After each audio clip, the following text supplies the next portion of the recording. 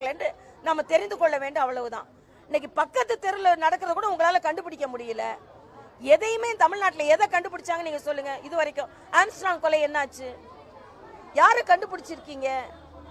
ஆக உங்க உளவுத்துறை எப்படி வேலை செய்யுது? கோயில்ல உண்டியல் கிட்ட 2 பேர் கொலை செய்யப்படுறாங்க. சாமானிய ஒர்க்கர்ஸ் கோயிலுக்குள்ள கொலை செய்யப்படுகிறார்கள். அப்ப தமிழ்நாட்டில் என்ன நடந்துகிட்டு இருக்கு? இப்படி ஒரு நம்ம பக்கத்து தெருவில் நடக்கிறதே உங்களால கண்டுபிடிக்க முடியல. உலக அளவுல இந்தியா மேல ஒரு வன்மம் வைத்துக் கொண்டு சில தீவிரவாதிகள் நடத்துகின்ற இந்த தீவிரவாத தாக்குதலை இரும்பு கரம் கொண்டு அடக்கி கொண்டிருக்கிறார்கள். இதை நீங்க பேசிக் கொண்டிருக்கிறீர்கள். வேதனை இது.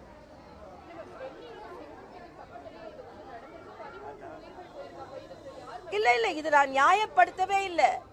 நிச்சயமாக இது கண்டுபிடிக்கப்பட்டிருக்க வேண்டுதான். ஆனா நாம இந்த நாட்டில் எல்லா விதத்துல இன்னைக்கு ஒரு குழு அமைச்சிருக்காங்க. இது யாரும் இதை ஒத்துக்கொள்ள மாட்டார்கள். ஆனா இது எவ்வளோ பெரிய ஒரு இதை விட பயங்கரமான ஒரு குண்டு வெடிப்பு, பயங்கரம், இதெல்லாம் தடுக்கப்பட்டிருக்கிறது என்பதை நான் இங்கே பதிவு செய்கிறேன்.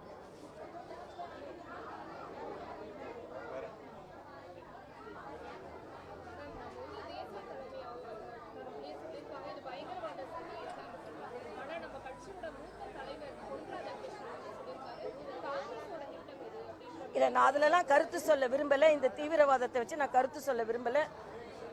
காங்கிரஸ் இதில் சாஃப்டாக நடந்துக்கிறாங்க, டெரரிஸ்ட் மேலே சாஃப்டாக நடந்துக்கிறாங்க. அவங்க இருக்கும்பொழுது எவ்வளவு டெரர் அட்டாக்ஸ் வந்தது. ஆக ஒரு டெரர் அட்டாக் வரும்பொழுது எல்லாரும் இணைந்து இந்த நாட்டை பாதுகாக்கணுமே தவிர அதில் விமர்சனங்களை சொல்லக்கூடாதுன்றதான் நமது கருத்து. அதான் அவரோட கருத்தாக இருந்திருக்க முடியும். இவர் லோகேஷ் பா, இவர் நமது மத்திய அரசு திட்டத்தோட இணை அமைப்பாளர். அவர் முயற்சியில் இங்கே உள்ள சாங்ஷன் லெட்டர் வந்திருக்கு. அதனால நம்ம எல்லாரும் சேர்ந்து வாங்க. யுவராஜ் கூட்டுறாங்க, நாகேந்திரன்.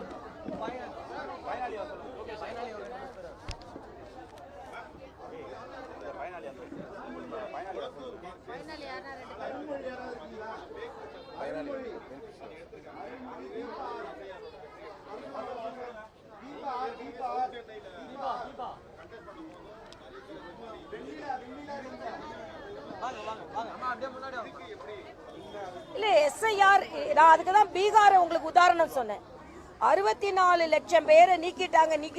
பெண்களுக்கு அவர்களை தொழில் முனைவோர்களாக மாற்றி அவர்களை லட்சாதிபதியாக்குவது தான் நமது நோக்கம்.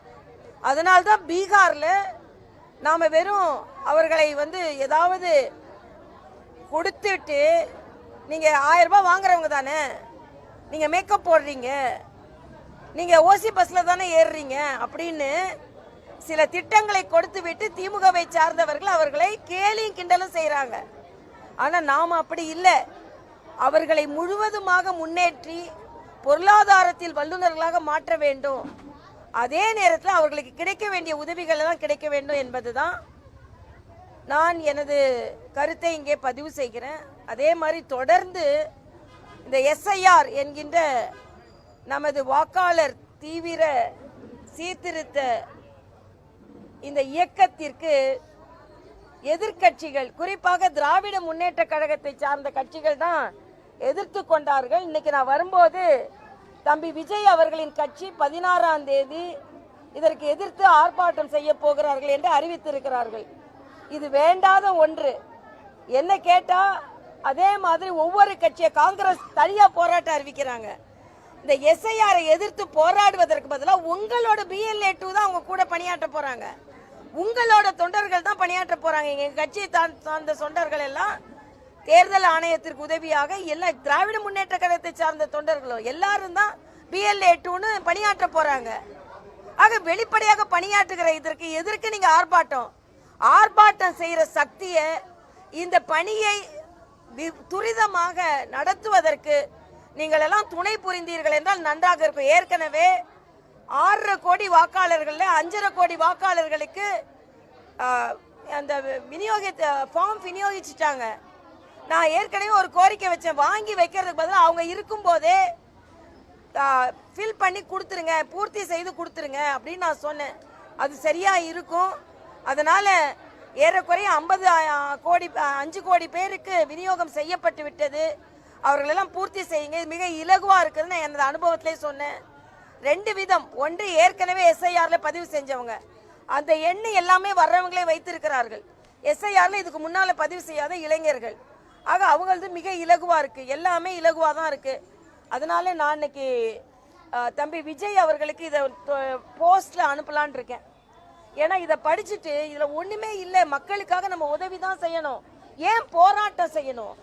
திமுக தான் போராட்டம் செய்து அரசியலுக்காக. நீங்க புது கட்சி, இது உங்களுக்கு இன்னும் உறுதுணையா இருக்கும். போலி வாக்காளர்கள் இல்லாம முதல் தேர்தலை நீங்க சந்திக்க போறீங்க. இன்னைக்கு பீகார்ல பாத்தீங்கன்னா ஏன் எல்லாவற்றையும் விட வாக்கு சதவீதம் அதிகரிச்சிருக்கு? பெண்கள் 10% மேல அதிகமா ஓட்டு போட்டிருக்காங்க. ஏன்னா போலி வாக்காளர்கள் பூத் கேப்சரிங் பண்ண மாட்டாங்க, கலாட்டா பண்ண மாட்டாங்க.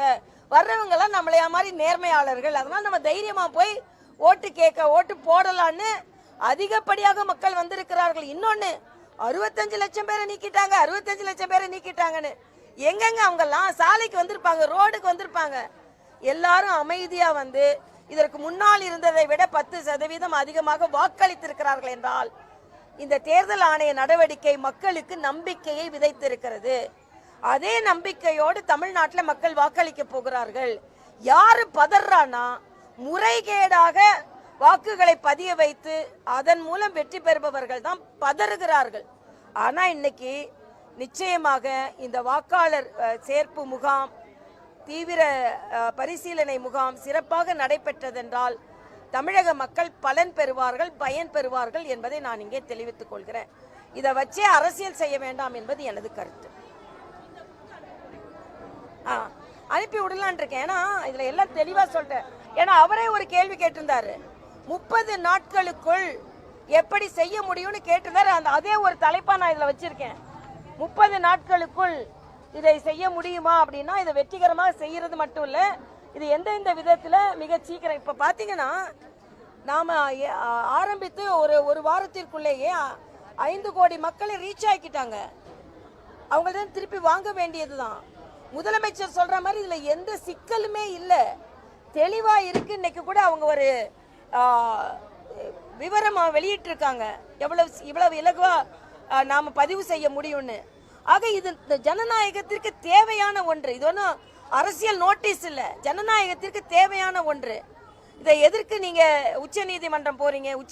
இதற்கு முன்னால வழக்காடு மன்றம் போகும்போதெல்லாம் தேர்தல் ஆணையம் எங்களுக்கு இந்த சீர்திருத்தம் தேவை என்று முடிவு செய்தால் அவர்களால் தொடரலாம் என்பதா இதற்கு முன்னால் வரைக்கும் உயர்நீதிமன்றங்களும் உச்ச நீதிமன்றங்களும் சொல்லி இருக்கிறது. அதனால சும்மா இதை சொல்லாம நீங்க இரட்டை வேடம் போடுறீங்க. இப்ப உங்க தொண்டர்கள்லாம் சாலையில போய் சேர்க்கறதுக்கு உதவி செஞ்சு கொண்டுதான் இருக்கிறாங்க. அதனால இது ஒரு ஜனநாயக நடைமுறை. இது சிறப்பாக நடைபெறுவதற்கு கட்சிகள் உதவி செய்ய வேண்டுமே தவிர இதற்காக போராடக்கூடாது என்பது எனது கருத்து. இதை தாண்டி இன்னொன்னு, வரும்போது சேகர் பாபு அவர்களோட ஒரு பேட்டி படிச்சேன். ஏதோ மியூசிக்கல் சேர்ல பிஜேபியில தலைவர்கள் உட்காருவாங்க அப்படின்னு. மியூசிக்கல் சேர்ல உட்கார்ந்தாலும் எல்லாருக்கும் வாய்ப்பு கிடைக்கும், யார் வேணாலும். ஏன்னா அது மாதிரி மரியாதைக்குரிய தம்பி அண்ணாமலைய நீக்குனாங்கன்னு சொல்லியிருக்காரு. அப்படி கிடையாது. 3 வருடங்களுக்கு ஒரு முறை எங்கள் கட்சியில உட்கட்சி தேர்தல் வரும், அதுல தலைவர்கள் நியமிக்கப்படுவார்கள். ஆக அப்படிப்பட்ட உட்கட்சி தேர்தல் வந்த பிறகுதான் தலைவர் மாற்றம் ஏற்பட்டு இருக்கிறது. நீங்க மியூசிக்கல் சேர்ல கூட எங்க கட்சியில 14 கோடி தொண்டர்கள் இருக்கிறார்கள். தமிழ்நாட்டில் மட்டும் 40 லட்சம் தொண்டர்கள் இருக்கிறார்கள், உறுப்பினர்கள். இதுல யாருக்கு வேணாலும் மியூசிக் சேர்ல உட்கார்றதுக்கு வாய்ப்பு கிடைக்கும். ஆனா நீங்க வச்சிருக்கிற மியூசிக்கல் சேர்ல அது கலைஞர், அப்புறம் அண்ணன் ஸ்டாலின், அப்புறம் உதயநிதி, அப்புறம் இன்பநிதி, அதுக்கப்புறம் என்ன நிதியோ அவங்களுக்கு மட்டும்தான் மியூசிக்கல் சேர்ல உட்கார இடம் கிடைக்கும். எங்களுக்கு அப்படி கிடையாது. அதனால நீங்க கிண்டல் பண்ணலாம், உங்களுக்கு வேணா